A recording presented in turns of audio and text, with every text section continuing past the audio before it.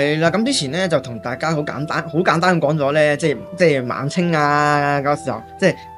廣東最流行嗰幾樣島嘅玩意啦，係咪？咁當然啦，嗰幾樣玩意唔係淨係廣東省啦，去到即係香港啊、澳門啊，咁當然都流行啦，係咪先？咁其中指翻去到香港，即係70年代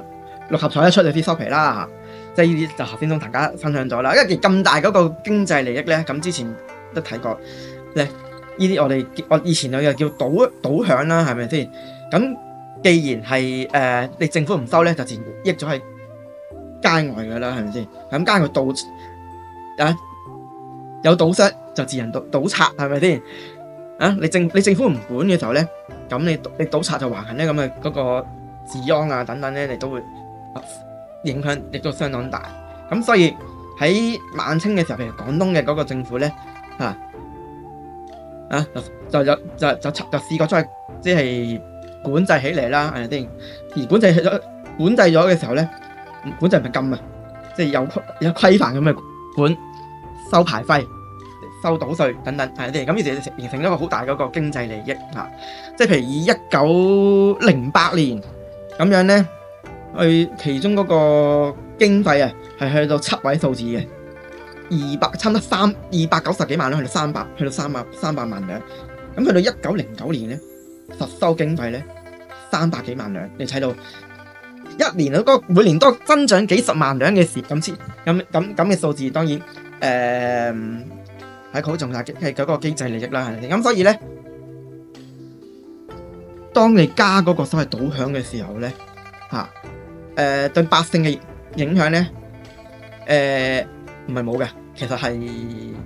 有嘅，即係百姓一定有意見嘅。即係譬如鄭考須一首經典嘅詩就報言越冬加秋陣，加秋賭響感負呢度最尾嗰一聯好經典嘅，如何理財者遊歲暮珠祿呢個真係你咪話緊你翻政府點樣理財咧呢個真係大家有興趣，不妨去即係參考啦。好啦，咁既然咁大經濟利益咧，政府咁當然會吸引政府去規範佢啦。呢樣嘢咧就唔單止你話晚清嘅廣東省政府嘅，香港同澳門亦都係咁喺香港大家就耳熟能詳，曾經以前係開過島，咁之後禁島啦，係咪先？呢段咁嘅嗰個經歷啦，係咪先？而呢段經歷咧，每隔咗一段時間咧，就會引起討論嘅喎即係譬如近排都有啲事咧，於是有啲人近排香港可能有啲時事發生嘅事啦即係於是有啲人討論時咧，就會攞呢段出嚟咧，即係討論翻，即係俾大家睇下咩啟示啊，或者乜嘢啦即係簡單講翻呢件事咧，就係喺1866年咧，即係你總督麥當勞咧決定咧牌照，即係出條例，即係我哋叫。即係佢嗰個法例啊，叫做當然啦。呢個法例咧，其實香港開埠一早已經有，本來有呢個法例嘅，直係禁賭添。1844年本來咧有呢個法例就係禁賭嘅，聚眾賭博咧就罰200蚊即係我哋呢段文字可以睇，大家查翻喺網上都會即係揾得到呢條法例嗰個原文。後來麥當勞呢個總督咧佢就頒布呢個所謂維持社會秩序及風化嗰個條例咧。就索性將佢規範化、賭博化，即係上網睇翻呢條文字咧，佢就細緻好多啊！即係除咗講佢點樣係規範咩叫賭，同埋規範有啲咩賭啊，好得意嘅。你睇翻佢啲英文譯音咧，喂，偉盛、百家票、自花自發as all others 即係有個定義嘅喺呢個咁嘅即係嗰個規範。當時佢嗰個規範嗰個意思就係點？就係大概就係咧，即係出牌照，俾規定你香港可以設幾多間嘅賭館，每個月即係要上繳，你每個月上繳跟住莊家之賭商去每個月抽水抽幾多？即係譬如話唔可以超過7%，跟住全部就上繳。咁即係話咧，賺多過7%。全部要歸港英政府所有，係咪先？咁嗰10幾間賭館，一日15間，一日12間啦咁就譬如就會分佈喺主要當然啦，主要就分佈喺香港島啦嚇，即係譬如西營盤啊、皇后大道中啊、灣仔大道東啊等等，亦都有講到嗰個營業嗰個時間，即係夜晚6點到可能深夜啦嚇。咁當然啦，最要佢出呢個牌票去賭嘅嘢咧，就頭先提到佢就係講呢啲當初嘅定義啦，即係違性啊、翻攤即係翻攤啊等等啊。而呢個所謂承包咧，斷年計算啊，咁即係話1年之後咧就要再競投過啊，咁所以即係當初總督麥當勞呢個做法咧，即係好細緻嘅其實啊，咁當然啦係有漁農反對嘅，喺香港當然一定係漁農反對啦，係咪？即係除咗嗰個聖公會反對之外咧譬如有好經典嘅華人代表啦即係個伍廷芳啦即係佢喺中外申報咧，佢都有即係亦都有提到嗰個反對嘅嗰個聲音啦，係咁有個商會啦，即係嗰個我唔知係咪今日香港總商會個前身定係本身一個香港總商會，因為睇英文報紙咧就唔係成個香港即係爭1-2隻字嘅，嗰個香港總商會嘅名字爭2字嘅亦都有提到佢嗰個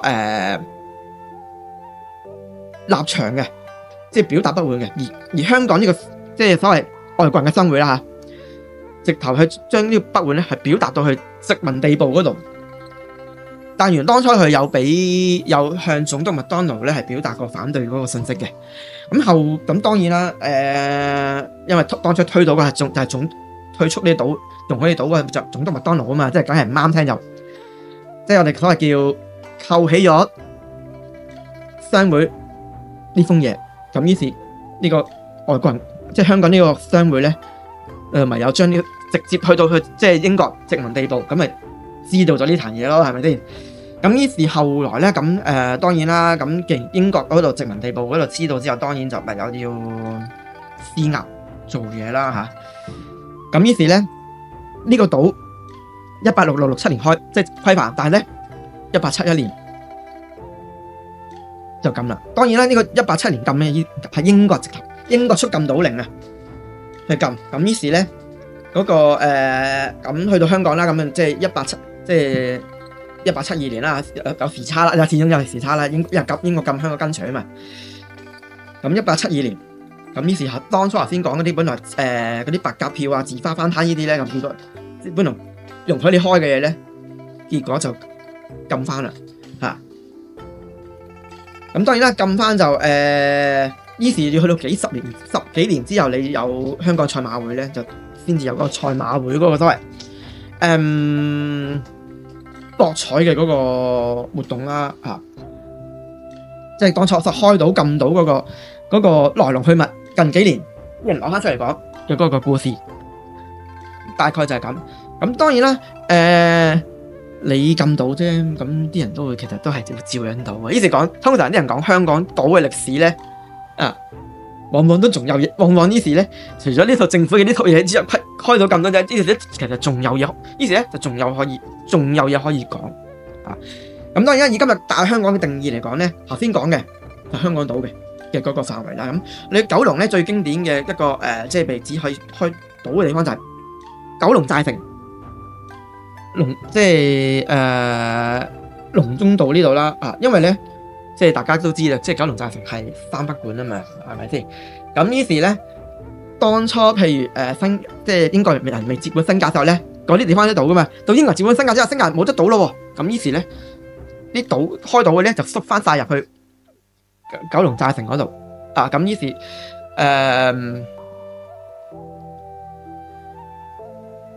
九龍寨城咧就一個地，於是咧就係估唔到嘅地方。而之前咧嘅嗰個管制咧嘅嗰個即係嗰個來龍去脈就大概就係咁樣啦咁呢啲當初譬如如果講有興趣研究香港睇即係禁島開島咧，咁係網上面咧都會揾得翻當時嗰個賭博嗰個法例啦，同埋賭博嗰個新聞。咁當然啦，頭先提到啦，你政府去管咧，其實就民間你往往阻止唔到嘅。正如頭先啱啱提到，啲人縮咗入去九龍寨城嗰度賭咯，係咪先？跟住去到譬如話20世紀初期咧，咁其實都試過有日本人咧喺香港做生意咧，就會將佢入嗰啲彩票咧，即係都攞出嚟賣嘅，外國嗰啲彩票都攞出嚟賣嘅。咁於是都驚動咗港英政府咧，即係都要去出手去干預啊，因為估唔到啊嘛。咁於是除咗話頭先講，好似譬如日本人香港做生意咁，成日開辦埋賣彩票咁。頭先我講正義之前佢講到上海萬勝場呢間嘢咁咧，賣香水同番梘啫嘛，於是都開，即係個情一樣啫嘛，都係商人嚟嘅啫，係咪先？咁除咗會發生呢啲之外咧，亦都發生咧類似女送票咁樣俾人買咧。咁曾經喺香港19世紀後期咧，就有單新聞曾經就係話咧，有啲士兵咧會藏嗰啲叫咩外國幣啊，去俾人去所謂去賭啊，搞嗰啲彩票啊等等啊。但係咧，因為你香港咁噶嘛，於是咧就亦都有啲咁新聞咧，就係搜到呢啲即係假幣啊、彩票啊咁嘅呢啲嗰個新聞嚇。咁淨係呢幾個呢一兩個example都已經話其實根本係禁之不絕嚇。好啦，咁至於香港即係嗰個流行有啲咩賭咧，